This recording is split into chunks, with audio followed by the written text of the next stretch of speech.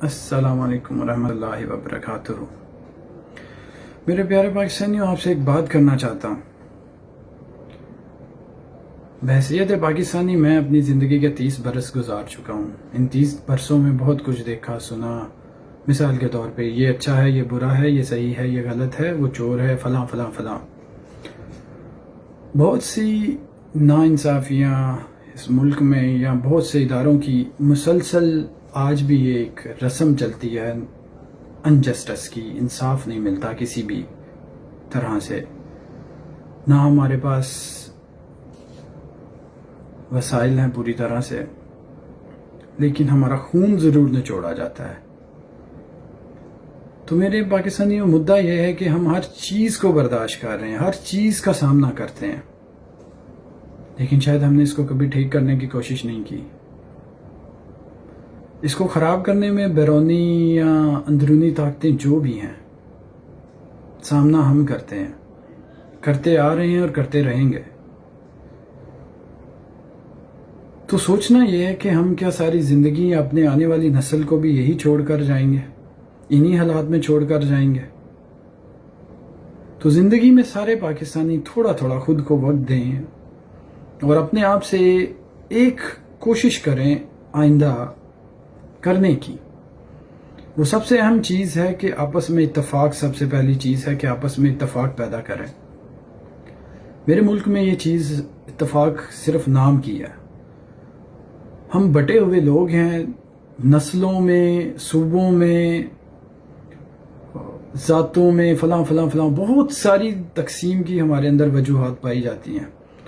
ہم بحیثیت پاکستانی صرف نام کی قوم ہے۔ ہم وہ جھنڈا مجھے کوئی دے دے جس کے سائے تلے ہم ایک ہیں، وہ نہیں ملے گا آپ کو۔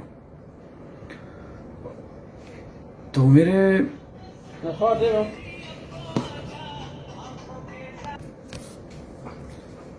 میرے پاکستانیوں، آپ لوگوں سے جو میری درخواست ہے وہ یہ ہے کہ ہمارا معاشرہ اکثریت ایسی ہے جس کے پاس علم نہیں ہے، اور جن کے پاس ہے وہ کچھ کی وجوہات کی طور پہ سامنے نہیں آتے، یا ہر ایک کا انسان کے جینے کا اپنا طریقہ ہے۔ لیکن اکثریت ایسی ہی ہے جس کے پاس علم کی بہت کمی ہے، وہ مالی وسائل نہ ہونے کی وجہ سے۔ اور دوسری چیز ہمارے ملک میں ایک بہت اہم پائی جاتی ہے کہ علم کو فروغ دیا ہی نہیں گیا۔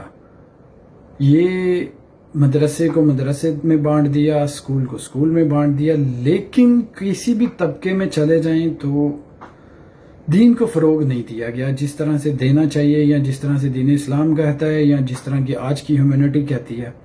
ہم نے کسی بھی طرح سے دین کو فروغ نہیں دیا، علم کو فروغ نہیں دیا۔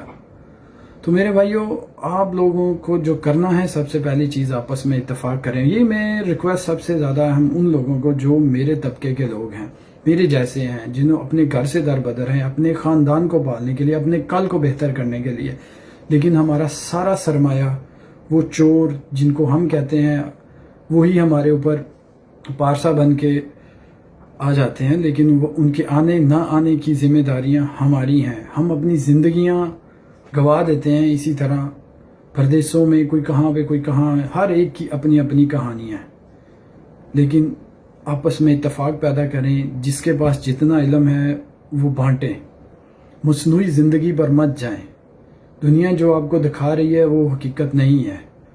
حقیقت کا موازنہ کیا کریں، کسی چیز کو اڈاپٹ کرنے سے، اپنانے سے پہلے اس کو سمجھیں، اس کو جانیں، اس کا مثبت یا منفی اثر دیکھیں۔ تو یہی آپ لوگوں سے التجا ہے۔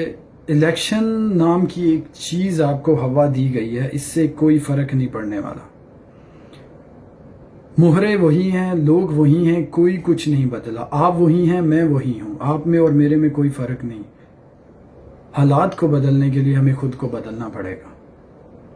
میں اور آپ یہ سمجھتے ہیں کہ ہم ان طاقتوں کے سامنے کھڑے نہیں ہو سکتے، لیکن ہم ان کو بدل سکتے ہیں اپنی طاقت سے۔ آپس میں یونٹی پیدا کریں، اپنے آپ کو اتنا طاقتور کر لیں کہ یہ طاقتیں آپ کے سامنے سر اٹھا نہ سکیں۔ ان طاقتوں کو ہم پالتے ہیں، ہماری محنت سے، دیے گئے ٹیکس سے یہ پلتی ہیں، وہ فلاں. اور سب سے اہم چیز ایک اور یہاں پہ صرف ہمارے ٹیکسوں کی بات نہیں ہے، ہمارے میں سے ہی تمام اداروں میں لوگ ہیں. وہ کوئی باہر سے آئے ہوئے لوگ نہیں ہیں، وہ کوئی خلائی مخلوق نہیں ہے، وہ بھی پاکستانی ہیں جتنے ہم پاکستانی ہیں.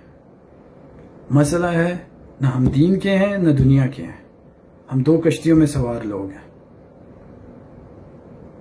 تو اپنا اپنا کردار نبھانے کی کوشش کریں. ہر وہ شخص جو لگتا ہے کہ نہ چاہتے ہوئے بھی اسے اپنی چیز دین اور علم کو آگے تک پہنچائیں. اپنے حالات کو بہتر کرنے کے لیے اس سے بہتر کوئی چیز نہیں ہو سکتی. اپنے معاشرے میں، اپنے گھر سے، اپنے محلے سے شروع کریں. آج نہیں کل فرق پڑے گا. دنیا میں اس کی مثالیں پڑی ہیں، ورنہ ہم روز چیختے چلاتے اس دنیا سے چلے جائیں گے، ہمیں کوئی انصاف دینے نہیں آئے گا. پلیٹ میں رکھ کے کوئی نہیں دیتا. السلام.